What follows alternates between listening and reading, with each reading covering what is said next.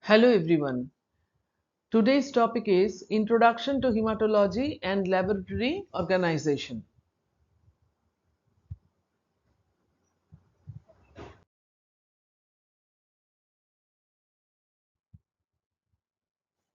The contents I am going to cover in this video, that is what is hematology, which will be an introduction about hematology, then origin of hematology, importance of hematology in daily life, then what are the various scopes of hematology, different tests that are done in hematology, then hematology laboratory organization and takeaway message.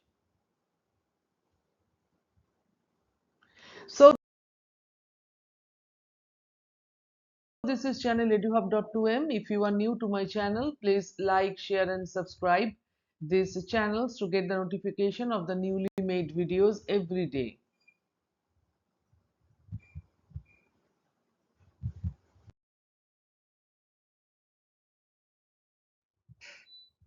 So, our first content topic, what is hematology? Hematology is a branch of medicine dedicated to the study of blood. Not only blood, it is blood, blood forming organs and blood diseases. That means whatever related to the blood, that is dealt with hematology. It encompasses the physiology and pathology of blood cells, including red blood cells, which are also known as erythrocytes, white blood cells, which are also known as leukocytes, and platelets, known as thrombocytes, as well as the plasma and clotting mechanism. So there are vast field that is occupied by hematology. This field is essential for diagnosing and managing a wide range of conditions from common anemias and clotting disorders to life-threatening malignancies like leukemia and lymphoma. So it not only tells us about the different types of blood cells present in the blood, but also helps us to diagnose what type of problem the person is dealing with. Either it is normal, means benign, which is anemia and clotting disorders, or the malignancies like leukemia and lymphoma. Hematologists utilize specialized laboratory tests like full blood count, blood film, and bone marrow biopsies to interpret complex data and guide patient care.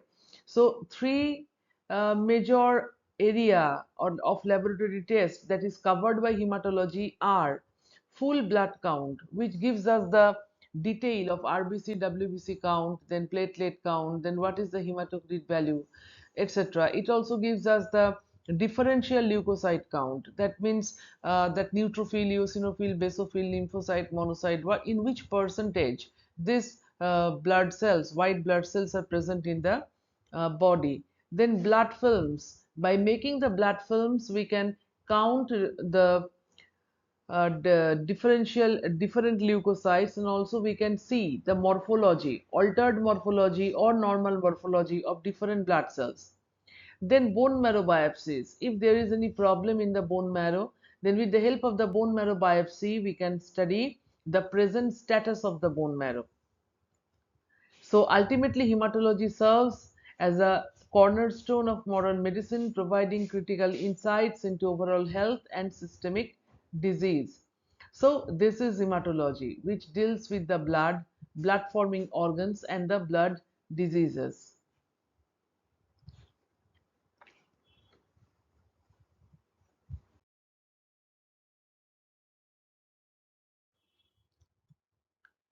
Now, what is the origin of hematology? Origin of hematology can be traced back to the ancient civilization when it was a matter of spirituality and the humoral theories of health.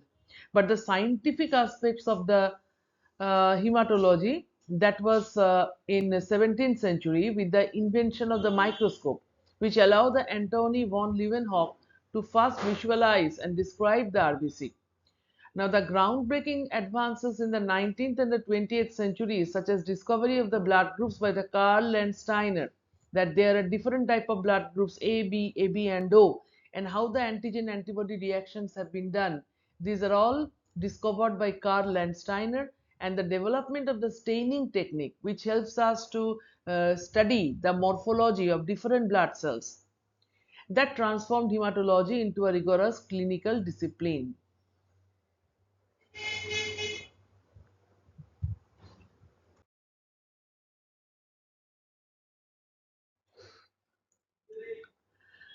Now, what is the importance of hematology in daily life? Hematology plays a vital role in daily life by ensuring that blood efficiency transports oxygen, nutrient, and hormones to every cell in the body while removing the waste products. So, this is the very vital thing that can be studied by hematology. Hematology includes the red blood cells. Red blood cells includes the hemoglobin, and that hemoglobin specially transports oxygen to different parts of the body. Not only oxygen, nutrients are also transported by hemoglobin to various parts of the body for the growth and the development of the cell and the tissue. Not only that, the waste products that are uh, produced by the metabolic activity of the cells, they are all carried back to the different excretory organ by the help of the blood, which comes under hematology. It is fundamental to our immune defense. Yes, the WBC or the leukocytes present in the blood, they helps in the immune defense. There is, look, the white blood cells continuously patrol the bloodstream to fight off the infections and keep us healthy day by day. Routine hematological tests like complete blood count are among the most common medical procedures, helping to detect early warning signs of anemia, infection, bleeding disorders, and even cancers before symptoms appear. So, to become healthy in our day to day life, to identify if there is any disease in our body or whether the transport of oxygen is accurate in our body, we have to go through the tests of hematology, and so in this way hematology is very important in our day to day life.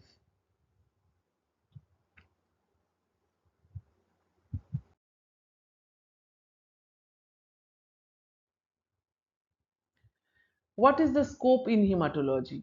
The scope in hematology is vast and multidisciplinary, encompassing the study of blood composition, bone marrow function, hemostasis, and the immune system cellular components. So, what are these? Blood composition means by which elements the blood is made of. Bone marrow function, how the bone marrow is functioning, because we all know that there are two types of bone marrow, red and yellow bone marrow, and this red bone marrow is the key producer of different type of blood cells. Then homeostasis means the balance between the bleeding and the coagulation and the normal hematological structures inside our body. And the immune system cellular components like WBC, lymphocytes, monocytes, etc. It extends across clinical and laboratory domains, including the diagnosis and management of the benign condition. Just now we have discussed about that. Anemia and hemophilia, as well as the malignant disorders like leukemia, which is also commonly known as blood cancer, lymphoma, and myeloma. Hematology also plays a crucial role in the transfusion medicine. What is transfusion medicine? Means when a person is required transfusion, means the blood from the donor's body to the recipient body, then different type of medicines are included there. So uh, for the well-being of the patient, then overseeing the blood banking, whenever the blood is required, then blood bank helps us to get the blood. Compatibility testing, if the donor's blood match with the recipient's blood, and safe blood product administration for surgery and emergency. The field has expanded into cutting edge area like stem cell transplantation. That is very important. Stem cells are some mother cells present in our body, mainly in the bone marrow, then placenta, then umbilical cord when a baby is born. And if those cells can be collected and preserved, as we preserve the notes and the currencies in the bank, then in future if there is any problem in our body regarding the organal functions or like that, then that particular stem cells might be inserted into the body, which will totally replace that difficulties in that organ. So this is very important. Then gene therapy, very much popular nowadays. Targeted molecular treatments and personalized medicine offering new hope for previously incurable diseases. So this is the scope of hematology in healthcare.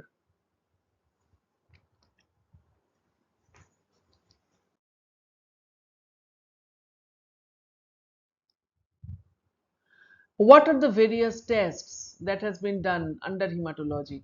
Hematological tests are essential diagnostic tools that analyze blood samples to evaluate cellular components, means the presence of RBC, WBC and platelet.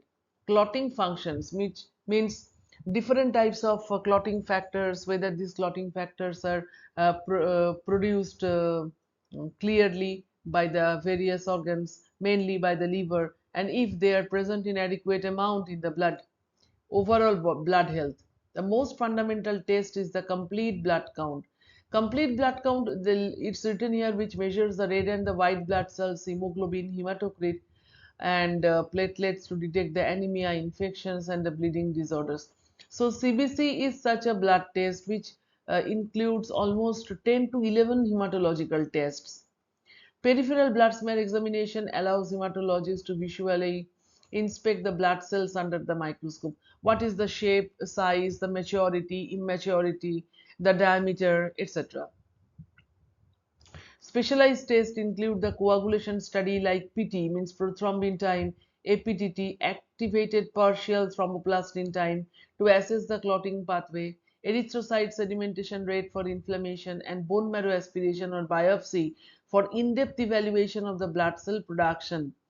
Advanced molecular techniques like flow cytometry, cytogenetics, and PCR are now routinely used to diagnose the genetic mutations, monitor treatment response, and guide targeted therapies in hematological cancers. So, these are the tests from the primitive to the advanced.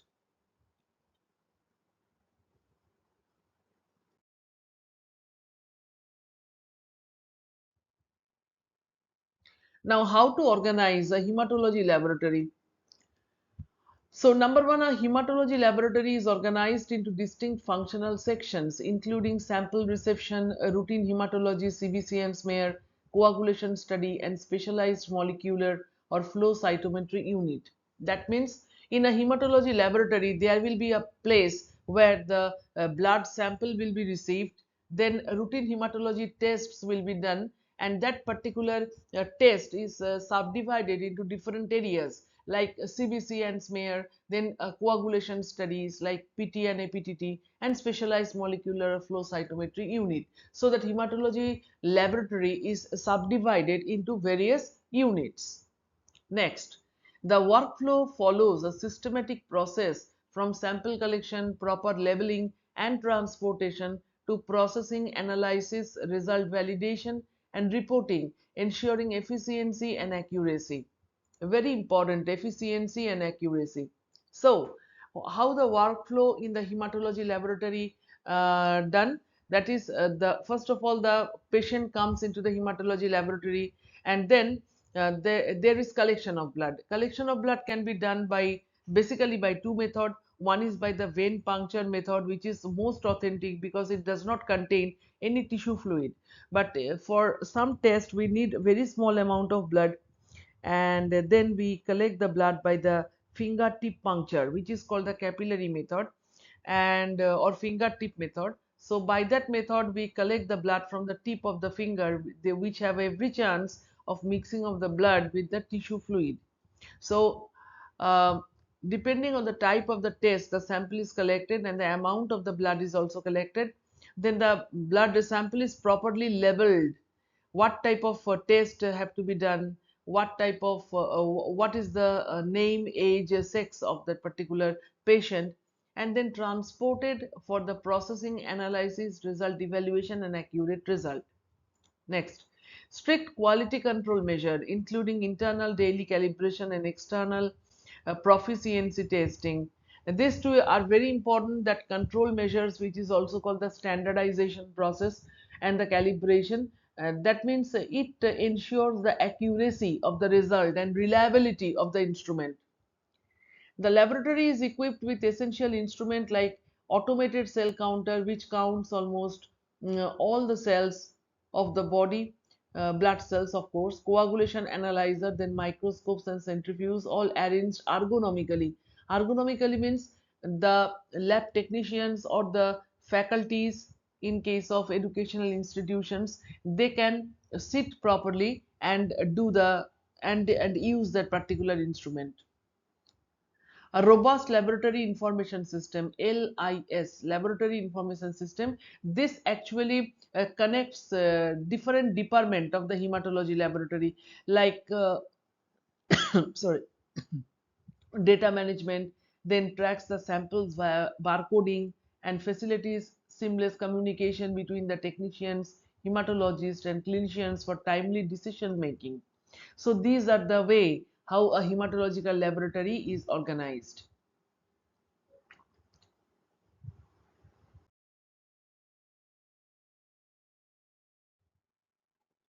Last but not the least, the takeaway messages, which is the summary of the total video we have discussed so far. So, what are the takeaway message? Number one, hematology is the cornerstone of modern medicine, bridging basic science and clinical practice to diagnose and manage a wide spectrum of blood disorder. Next, from ancient humoral theories to molecular medicine, so there is a vast transformation in hematology section. Blood is not just a transport medium, it is a dynamic organ that reflects the overall health, immunity, and disease. Routine hematological tests, especially the complete blood count, are simple yet powerful tools for early detection of anemia, infection, clotting abnormalities, etc. The scope of hematology now extends beyond the diagnosis to include the cutting edge therapy like modern hematological therapies like stem cell transplantation, gene editing. Just now we have discussed about that. A well organized hematology laboratory with robust quality control is very much important for a basic and reliable report. So these are the takeaway messages. So thank you very much for your patient listening. Hope you have understand the topic introduction to hematology and laboratory organization well. If you have any queries regarding this video, please feel free to comment in the comment section, and short question answers and MCQ on this particular topic I will upload soon. So keep in touch, be happy, bye bye.